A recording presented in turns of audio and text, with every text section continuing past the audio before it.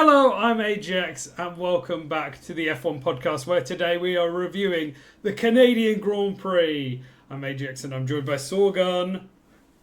Hello, hi Hello. everyone. And We're back. we're in a little bit different of a format than usual. I'm the one recording, but it's all going to be the exact same, so it's fine.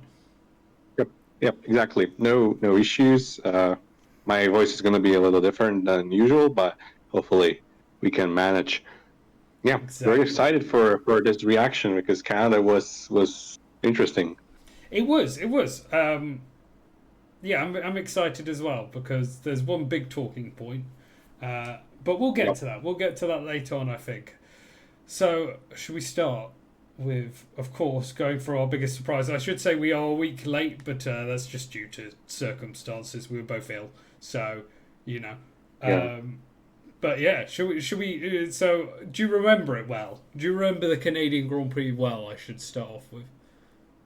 I remember the key moments. The obvious one and some others.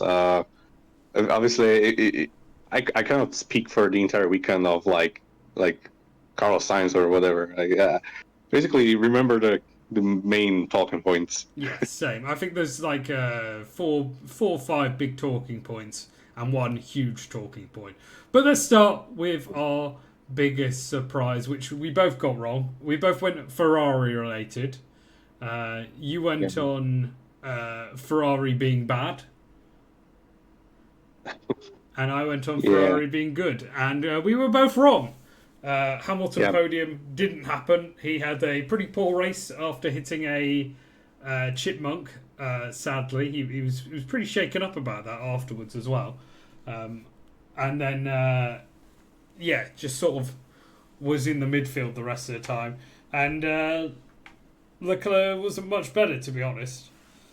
I mean, I guess he had a bit more of an interesting race, but overall was just sort of sat there on his own for most of it. yeah. Very mid race or the entire weekend from Ferrari. Definitely looked in, at least in practice, that they showed some pace, but unfortunately for them, their Ferrari after all, Leclerc crashed, missed practice too, and Hamilton. It looks like another Ferrari weekend for him where he just couldn't understand the car and drive well at his best again. Um, just another weekend to forget for Ferrari, but I mean, at least they finished this race, unlike the last year's one. Uh, Yes, true that, true that. A bit better, a bit better. That goes for our perfect and tragic team as well. That's not good for us yeah, because they sort of um, just middled it out. yeah, But before, oh, go ahead. yeah, just say that I remember. I agree. Before we get to those though, let's start off with our overperformer. Now, you get a point here. You absolutely Yeah, deserve a point. Yeah, Antonelli, incredible weekend from Antonelli. I know. Obviously, he had that incredible Miami Grand Prix, but since we haven't really seen him pop off to the level of this, and it's at a track again that I don't think he's actually drove at. So, yep, despite doing awful in both Spain and Monaco, of course there was other factors to it, but overall, didn't get much. Yeah, he's done incredible here and should be thoroughly proud of. yeah, definitely. Ironically, he has done much better on circuits he doesn't know, which is like the opposite of what Toto Wolf said basically about him that is going to be like great on the European circuits. Yes. So far, is the opposite, but very good weekend for Kimi, his first podium in Formula One that I have predicted somehow.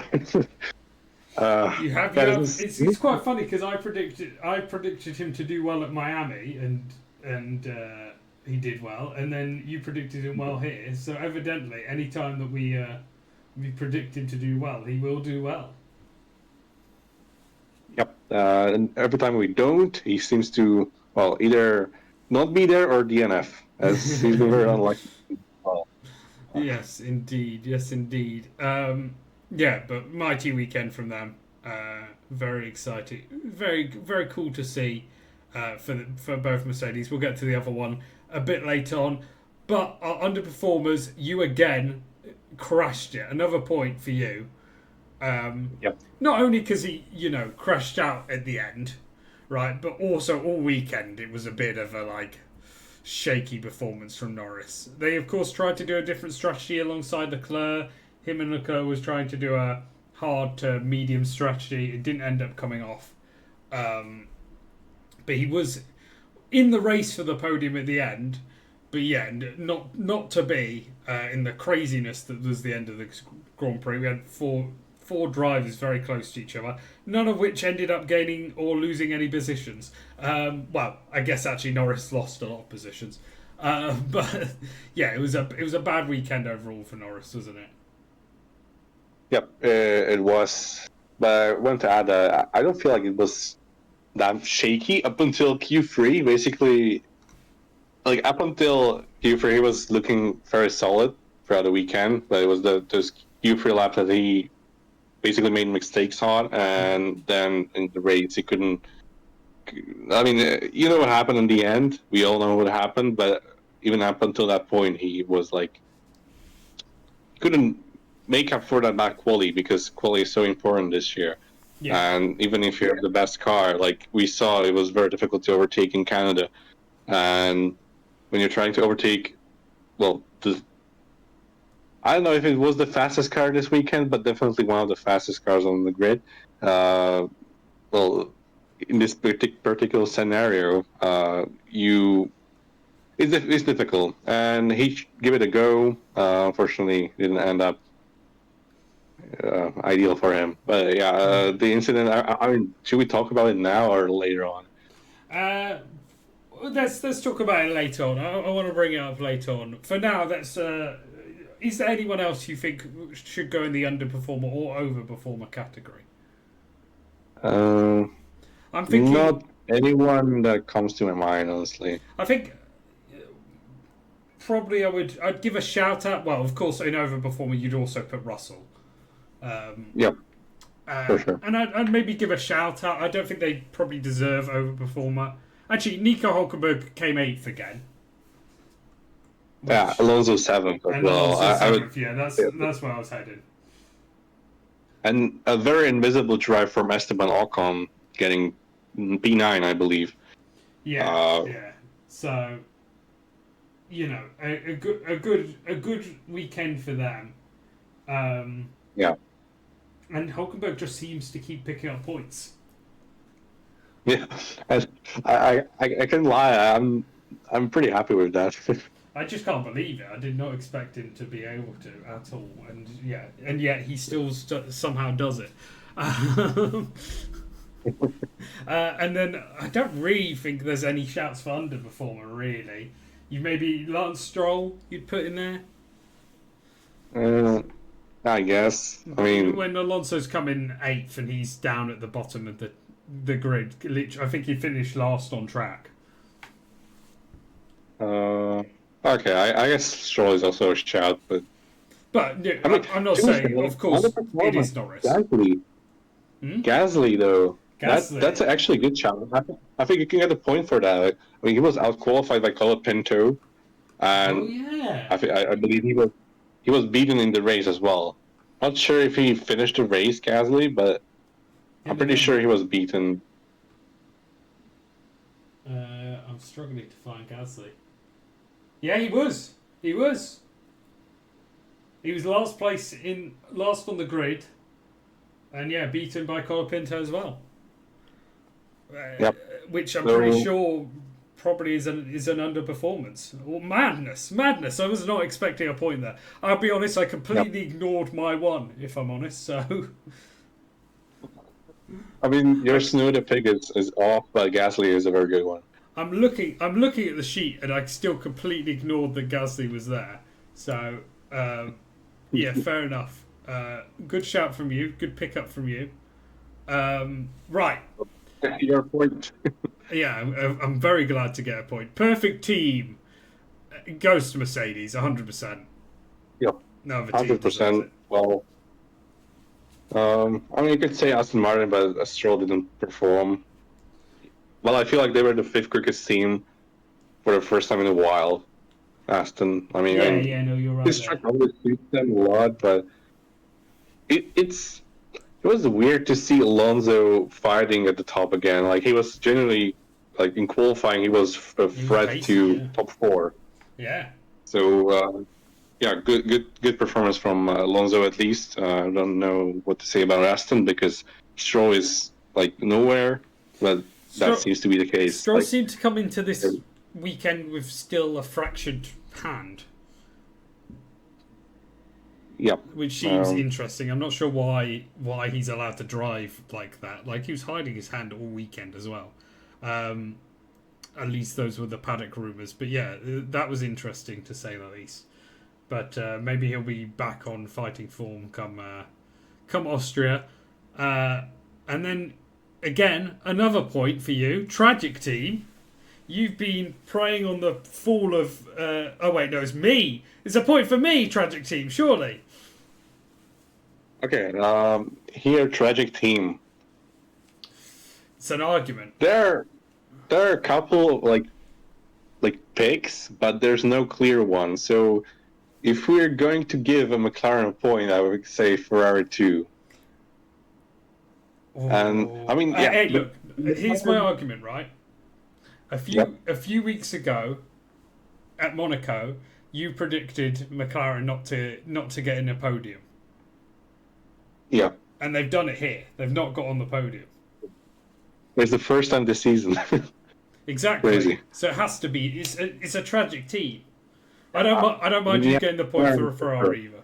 Although I would like to point out, I'm pretty sure Ferrari have got fifth and sixth the majority of the Grand Prix. okay, here, I mean, they profited a lot from the Norris crash. I mean, they're comfortably the fourth quickest, and when we looked at a crash, Hamilton ran over an animal. Like it was. I would And the, blame Hamilton for that. okay, that's okay. I mean, also the strategy was it was the Ferrari strategy as we're used to. With Leclerc, Hamilton's was even worse. It was all like, yeah. I mean, if you expect Ferrari to be stronger, I mean they've been getting podiums recently. They've been very quick, but here they look nowhere, and this is another very bad weekend for Ferrari. But I will understand if you don't give me a point for them. I, Because McLaren, I feel like is the worst team compared to expectations, but also I feel like Ferrari deserves a point at least. Like, I feel you've brought up a good point. Like Leclerc's been on the podium in the last few races. Hamilton almost got it in Italy as well. I think you're right. I think we both get a point there. I believe Leclerc was on the podium in Monaco and Spain. Yeah, exactly. Those two, The last two like races. the last two races, and here he finished like sixth or fifth. I'm not even sure. Yeah, so you're right. Both getting a point there. Very good. Okay, leave that Now 2 and 3. Now we get to our qualifying results. There wasn't really anything to say about qualifying. As you've already said, Alonso was amazing. Lando was just off it. Leclerc also had I forget what happened with Leclerc. He had some sort of issue, didn't he? He caught the dirty air behind Hajar, and Yeah. after the first purple first sector, he basically aborted the lab and couldn't go any quicker next time he went. So another missed opportunity for Ferrari, another miscalculation because they basically didn't give him free air in quali. But I think the main talking point again, Norris is 2 dodgy laps is obviously something to say that he really needs to fix up and get better. But George Russell, what a weekend from him! He really is showing. He's pulling it out of the bag right now. It has been an amazing season for him thus far, and this really just takes the cake and makes me very excited for the next few races. I know that track suits Mercedes well with how cool it is, and now they're going to go to a lot hotter tracks again. But still, I felt it was phenomenal from Russell. Yeah, it was. It was, well, it's his best weekend so far this season, and he has had already like pretty good weekends. Yeah, But this time he was clear. He was under no threat the entire race. He was managing. He was controlling the pace. Everything. It was just the perfect weekend for a driver. Like pole win, and that's about it. Very, very. Almost invisible. Like we didn't see him much during the broadcast, yeah, apart from like Max being like in his mirrors. Like we, yeah, basically didn't see Russell that much, and that's a good thing. Like if you're leading the race out of all the drama and all the problems, like that's the ideal scenario. Like it was the perfect weekend for him. And if it like wasn't for his teammate getting his first podium, I think it would be like praised a little more. But since like Anthony was there as well, people are gonna think like, yeah, Mercedes was the best car and so on. I feel like that quali lap was phenomenal. yeah. Like, I don't know if you've seen it, but Russ's quali lap was amazing, and Antonelli also like a good job from P4 that he got. He obviously jumped Piastri at the start, so um, yeah, Yeah, George Russell had a good weekend. and I can't believe both of us didn't predict anything from George Russell this weekend, considering last year where he, of course, got pole as well. Granted, that was drawing with Max Verstappen, but evidently these two really like this track. And yeah, it makes me really excited for Russell because it's not like Mercedes was slow at the next two tracks either. So perhaps we're about to see some George Russell masterclasses going into Europe again. Yeah, I feel like we had both McLarens there, and obviously Max was actually there, but McLaren was off this weekend, and that means the other team could jump up the order. And yeah, us predicting didn't expect McLaren to not be dominant again, like they've been most of the season. Generally feels like McLaren may be on the threat, at least for race wins. Now the championship definitely. Constructors already won. The drivers, I mean, they have a huge lead over Max, and George is not that far off Max now with the win. Honestly, like George would need to win like the next 4 races in a row to like be in Yes, contention of for a course. title, and I don't feel like that's happening, especially with Mercedes in the ground effect era. We've seen them on their weekend. Mercedes can be the quickest team. Like we've seen it then in 2022, 2023, 2024, 2025, the same thing happening. I don't feel like this is going to continue unless they prove it in Austria, a very, very different environment, Yeah, very hot. It's going to be very hot there because I'm going there. I know the weather forecast. It, it's going to be very unpleasant for the fans, but also for the Mercedes car, because that car hates the heat and basically it thrives in the cold, and that was what we had in Canada. So we'll see, but I don't give it much of a chance that Russell can repeat his last year's win unless some crash will happen like last year. Who knows? yeah, definitely. I am I'm definitely thinking not less so Austria, but more if we have another cool British Grand Prix like we did last year. I'm expecting some charm from George Russell. Let's go over the other quality results. I don't think we get. I get one singular point, and I think that's it. Yeah, for Max P2, but Oh no, I get okay, 2 points which then it was Lewis? because I also got Lewis Lewis. is P5, right? Yeah. Yep. So okay, you get to those 2 points. I got zero, even though I was pretty close in most of them. Well, Uh, you're gonna turn that around coming up next. Shall we start with the start of the race? I want to just again, we've already praised Kimi Antonelli, but that the overtake on Piastri, the nerve to overtake the championship leader, and then just keep ahead of him. That was incredible. It's pretty much the only yep. thing of note at the start of the race, but it's worth noting even so. Yep. Definitely a great start from Antonelli.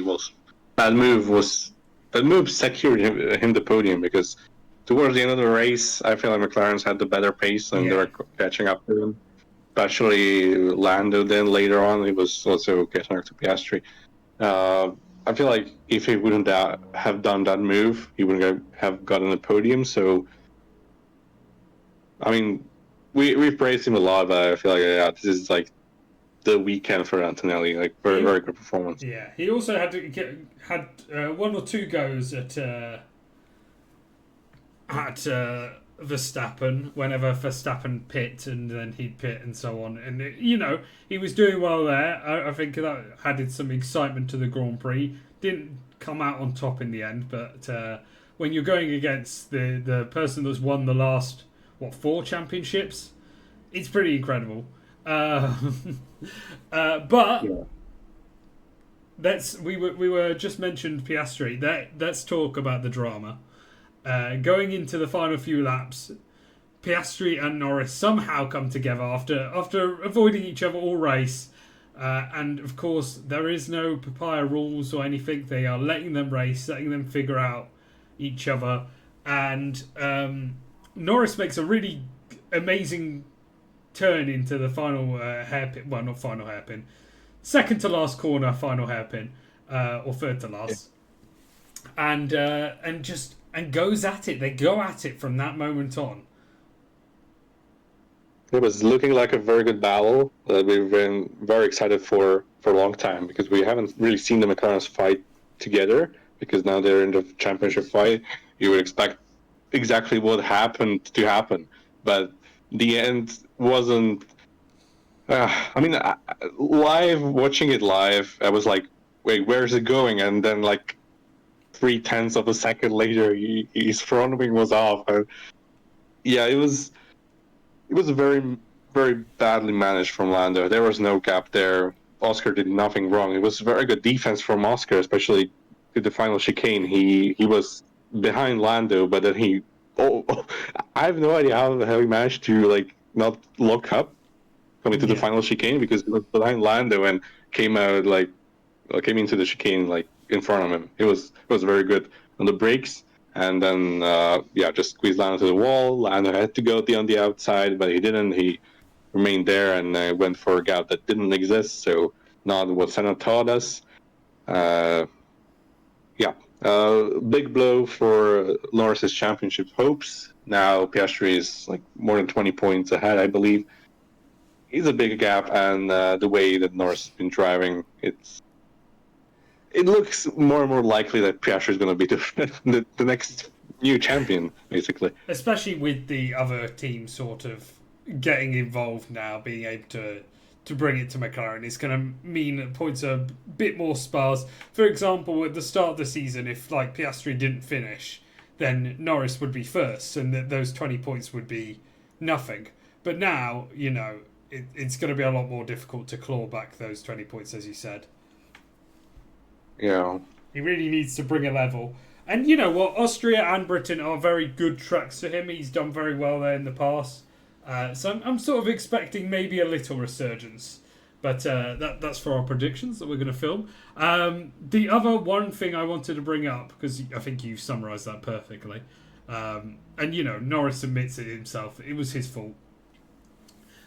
How do you feel about the Russell Verstappen situation at the end with the safety car? Yeah, I know this would come up. It's just funny. Like I cannot express it differently. Like, it's just fun, like little strategizing with the penalty points and so on. Like George was like breaking hard the lap earlier, saying whatever safety car is slowed, and he looked in the mirror the next lap and saw Max like almost alongside him, so he just braked. So Max would get ahead during the safety car before the end. And obviously Max reported that George basically brakes too suddenly and recklessly or whatever, and there was this entire like protest thing from Red Bull, so on. In the end, nothing happened. It's just all fun and excitement for us fans. Who, I mean, I would like a championship fight between those two. It would be very dramatic. Um, yeah, I'm just enjoying this, because this is the Formula One I really like those little details. Like it doesn't have much of an impact, but it's fun for us fans. Yeah, It's definitely. I'm enjoying it a lot. I really think that there's a lot of excitement around those two and their sort of rivalry.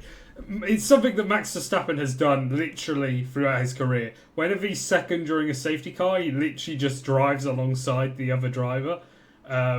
So it's interesting to see George actually try and do something there. But yeah, maybe a bit silly from everyone involved, a bit silly from George, a bit silly.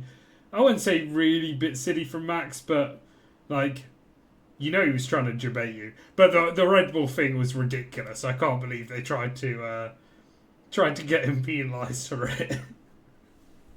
I mean, that they didn't have much of a point, No. and neither would Mercedes if they would try to do the exact same thing. I feel like there was no penalty the moment I saw it. Like it was just a funny little like banter almost between them. It was just those little details. Like you cannot criticize for any of them like from trying to do something because I mean if getting Max a race ban would ultimately benefit George and yeah, I see why he tried to do that.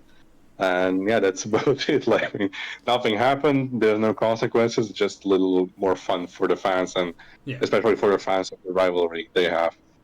But you are about to pick up a lot of points here because on our race predictions, you get 3 points for Leclerc in P5, Antonelli in P3, and Verstappen in P2. A bunch of points picked up. So I'm glad I picked up a bunch of points this weekend as well because damn. Unfortunately, our extra ball predictions, neither of us were right. Would have been amazing if we were. But yeah. What a weekend. What a weekend. Yep. Honestly, your race predictions are horrible. Those are some most off predictions I've seen this year. Hey, Compared to the real result. you didn't put Russell in your entire top 5. That's all I'm saying.